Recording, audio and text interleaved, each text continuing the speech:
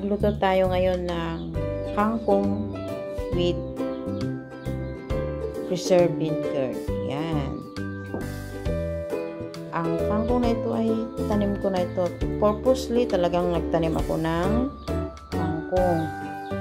Ayoko kasi yung binibili sa bayan. So, I plant it.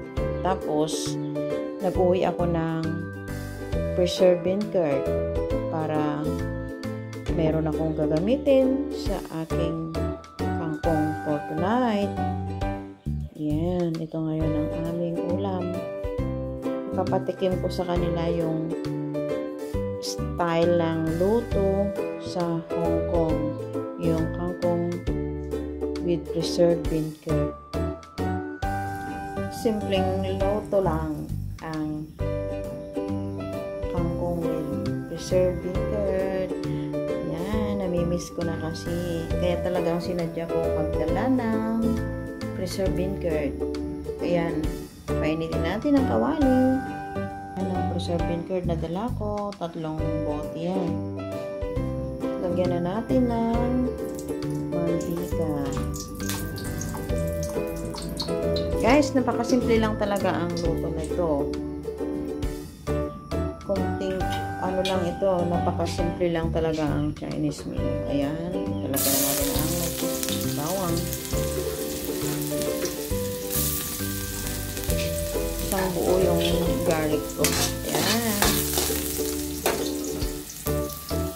At pinagay ko na ang kangkong.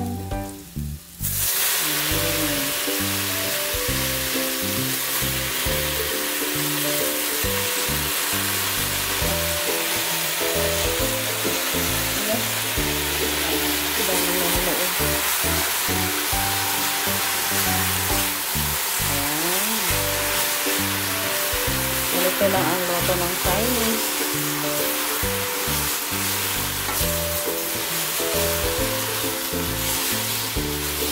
Kaya yumayaman ang mga taga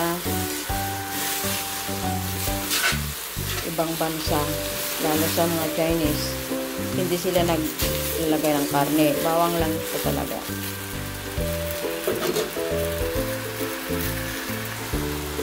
Halo-haloin lang natin.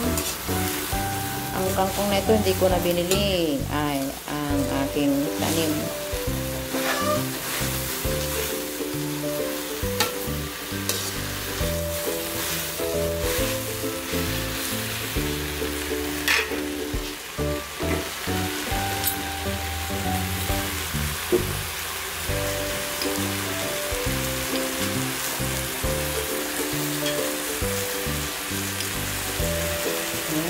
Lagyan natin ng isa.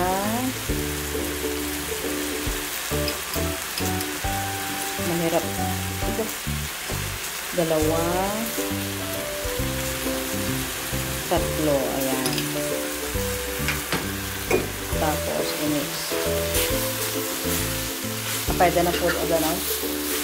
Ay, ala ko may mainit na tubig.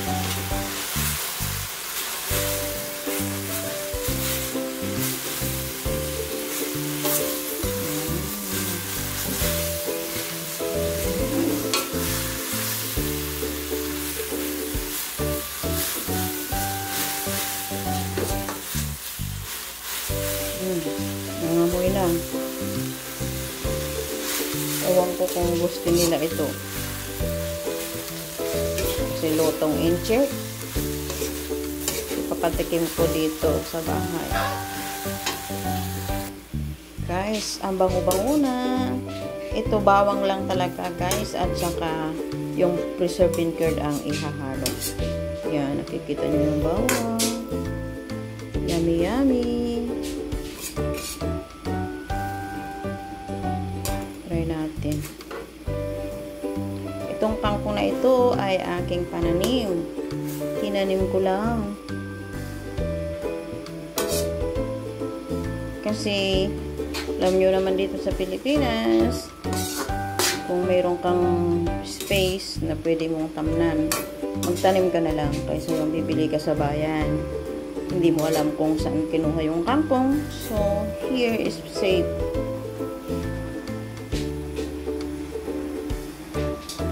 Lagyan natin ng magic sarap. Tuloy luto na guys. Hindi ko nang ilagay sa plato at magpiprito tayo ng tinapa para sa susunod sa combination ng ating ulam. Kangkong. Yan guys.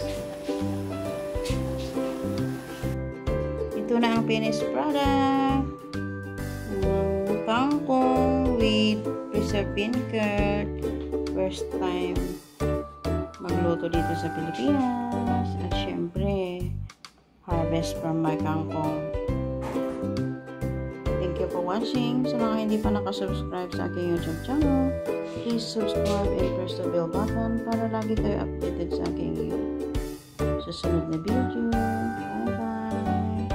Try din ninyong magluto ng ganito para alam ninyo